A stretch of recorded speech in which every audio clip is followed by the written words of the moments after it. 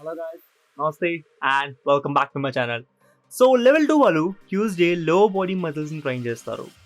లో బాడీని ట్రైన్ చేసే ముందు ఫస్ట్ ఒక 10 మినిట్స్ కంప్లీట్గా వార్మప్ చేసి ఆ తర్వాత లో బాడీని ట్రైన్ చేస్తాం. సో సర్క్యూట్ 1లో మనం ఫస్ట్ ఎక్సర్సైజ్ స్క్వాట్స్ చేస్తాం.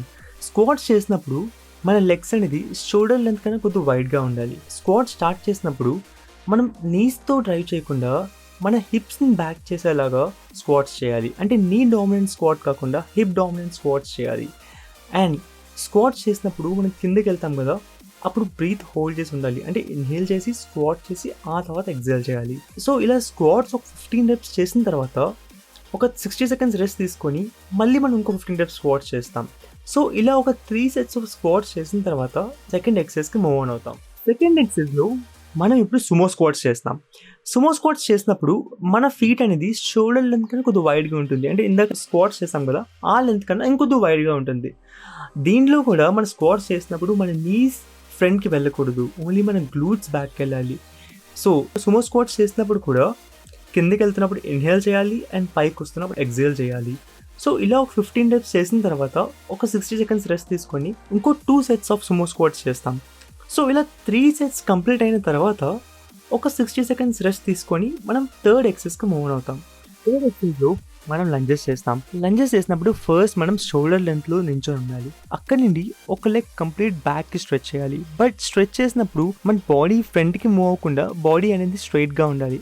అండ్ నీస్ కంప్లీట్గా స్ట్రెచ్ అవ్వకుండా ఎగ్జాక్ట్గా 90 డిగ్రీస్ యాంగిల్ అనేది మెయింటైన్ చేయాలి. లంజెస్ చేస్తున్నప్పుడు కిందకి వెళ్ళినప్పుడు ఇన్హేల్ చేయాలి అండ్ పైకి వస్తున్నప్పుడు ఎక్సేల్ చేయాలి. సో ఇలా ఒక 15 రెప్స్ చేసిన తర్వాత ఒక 60 సెకండ్స్ ఆఫ్ రెస్ట్ తీసుకొని మళ్ళీ ఇంకో 2 సెట్స్ ఆఫ్ లంజెస్ చేస్తాం. సో ఇలా 3 సెట్స్ అయిన తర్వాత మనం ఫోర్త్ ఎక్సర్సైజ్కి మూవ్ ఆన్ అవుతాం. స్టిఫ్ లెగ్ డెడ్ లిఫ్ట్స్ చేసినప్పుడు మనం బ్యాండ్ అనేది మన లెగ్స్ కింద పెట్టుకోవాలి. కాకపోతే దీంట్లో మనం ఏం ఫోకస్ చేయాలంటే బ్యాండ్ని కంప్లీట్గా ఫోల్డ్ చేసి ఆ తర్వాత మనం లెగ్స్ కింద పెట్టుకోవాలి. వన్స్ అలా పెట్టుకున్న తర్వాత మనకి ఇప్పుడు రెసిస్టెన్స్ ఇంక్రీజ్ అయింది కదా, సో ఇప్పుడు మనం స్టిఫ్ లెగ్ డెడ్ లిఫ్ట్ అనేది స్టార్ట్ చేస్తాం.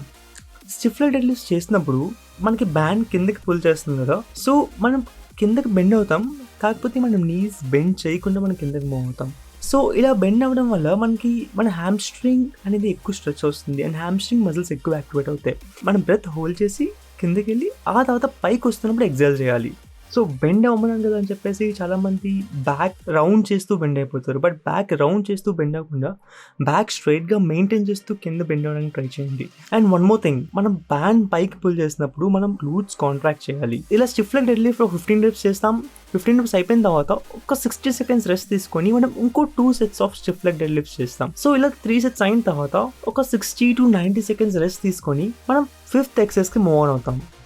మనం ఫిఫ్త్ ఎక్సర్సైజ్లో గ్లూట్ బ్రిడ్జెస్ చేస్తున్నాం. గ్లూట్ బ్రిడ్జెస్ స్టార్ట్ చేసే ముందు మన ఫీట్ ఎగ్జాక్ట్గా మన నీస్ కింద ఉండేలాగా మనం ప్లేస్ చేసుకోవాలి. వన్స్ మన ఫీట్ మన నీస్ కింద ఉన్న తర్వాత మన హిప్స్ ఎలివేట్ చేసిన తర్వాత మన గ్లూట్స్ కాంట్రాక్ట్ చేయాలి. సో ఇలా ఒక 15 రెప్స్ ఆఫ్ గ్లూట్ బ్రిడ్జెస్ చేసిన తర్వాత ఒక 60 సెకండ్స్ ఆఫ్ రెస్ట్ తీసుకొని ఇంకో 2 సెట్స్ ఆఫ్ గ్లూట్ బ్రిడ్జెస్ చేస్తాం. సో ఇలా 3 సెట్స్ అయిన తర్వాత ఒక 60 సెకండ్స్ రెస్ట్ తీసుకొని మనం 6th ఎక్సర్సైజ్కి మూవ్ ఆన్ అవుతాం. 6th ఎక్సర్సైజ్లో మనం కాఫ్ రైజెస్ చేస్తున్నాం. కాఫ్ రైజెస్లో మన కాఫ్ మజిల్స్ అనేవి యాక్టివేట్ అవుతాయి. సో ఇలా కాఫ్ రైజెస్ ఒక 15 రెప్స్ చేసిన తర్వాత ఒక 60 సెకండ్స్ రెస్ట్ తీసుకొని మనం ఇంకో 2 సెట్స్ ఆఫ్ కాఫ్ రైజెస్ చేస్తాం. ఇలా ఒక 3 సెట్స్ ఆఫ్ కాఫ్ రైజెస్ చేసిన తర్వాత ఒక 60 to 90 సెకండ్స్ రెస్ట్ తీసుకొని మనం సర్క్యూట్ 2కి మూవ్ ఆన్ అవుతాం. సెకండ్ సర్క్యూట్లో మనం ఫస్ట్ ఎక్సర్సైజ్ వచ్చేసి నీస్ టు స్క్వాట్ హోల్డ్ చేస్తాం. ఈ నీస్ టు స్క్వాట్ హోల్డ్ ఎలా చేస్తామంటే ఫస్ట్ మనం నీస్ మీద ఉంటాం. నీస్ మీద ఉన్న తర్వాత ఆ నీస్ దగ్గర నుండి మనం స్క్వాట్ పొజిషన్కి వస్తాం. అలా స్క్వాట్ పొజిషన్లో ఒక 1 సెకండ్ హోల్డ్ చేసి అగైన్ మనం నీస్ మీదకి వెళ్ళిపోతాం.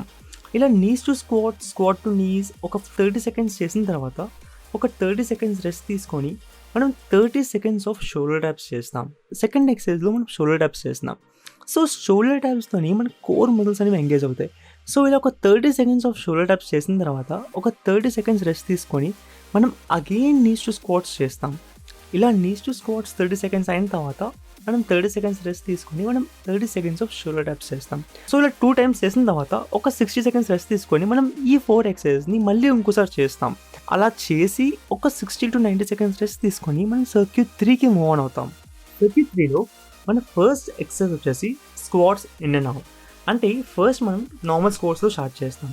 నార్మల్ స్క్వాట్స్ చేసిన తర్వాత నార్మల్ స్క్వాట్ నుండి మళ్ళీ మనం సుమో స్క్వాట్కి జంప్ చేస్తాం.